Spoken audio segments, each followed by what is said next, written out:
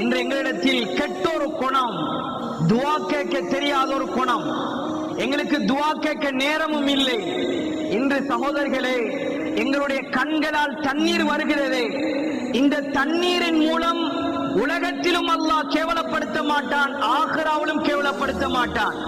இன்றைக்கு ஒரு டிராமாவை பார்த்து அழுகிறோம், சினிமாவை பார்த்து அழுகிறோம், எவ்வளோ ஒருத்தர் சல்லிக்கு நடித்ததை பார்த்து கண்ணீர் வடிக்கிறோம். ஆனா அல்லாவுக்கு முன்னால கொஞ்ச நேரம் உட்கார்ந்து அழ தைரியம் இல்லை, அழுவதற்கு நேரம் இல்லை, அவ்வளவு பிஸியா மாறிட்டோம். கண்ணியத்துக்குரிய பெரியவர்களே, சகோதரர்களே, கியாமத்துடைய நாள் எந்த நிழலுமே இருக்காது, அல்லாஹ்வுடைய அரிசி நிழல் மாத்திரம்தான். ரசூலுல்லாஹ் சொன்னார்கள், 7 கூட்டத்துக்கு அல்லாஹ் அரிசி நிழலை கொடுப்பான்.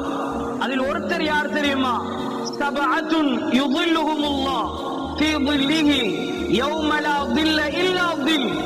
அல்லாஹ்வுடைய அரிசி நிழல் மாத்திரம்தான் 7 கூட்டம்.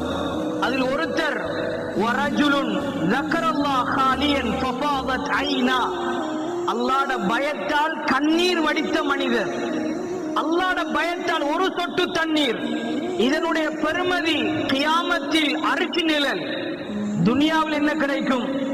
அப்துல்லாஹ் இப்னு அப்பாஸ், உம்முல் ஃபத்ல் ரலியல்லாஹுடைய மகன், 10 ஆம்பளை புள்ள.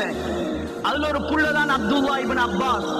தாயிப் என்ற ஊரை திருத்த முயற்சி செய்தவர், 10 ஆண்டுகள் அழுதே ஊரை மாற்றியவர். இன்னைக்கு முழு வாலிபர்களை ஊர்ல திருத்தணும்டா என்ன செய்யுது? நாங்க 2 பயான வச்சு 3 பயான வச்சு திருத்தலாம், ஒரு நாளும் நடக்காது. ஏனென்றால் பின்னால் விடயங்கள் வரும். ஹஜ்ரத் நூஹ் அலைஹிஸ்ஸலாம் செய்த தியாகம் ஒரு நாள் 2 நாளுடைய முயற்சி அல்ல, 950 ஆண்டுகள் முயற்சி செய்தவர். அல்லாஹ் என்ன செய்திருந்தான்? ஊர் மாறியதா?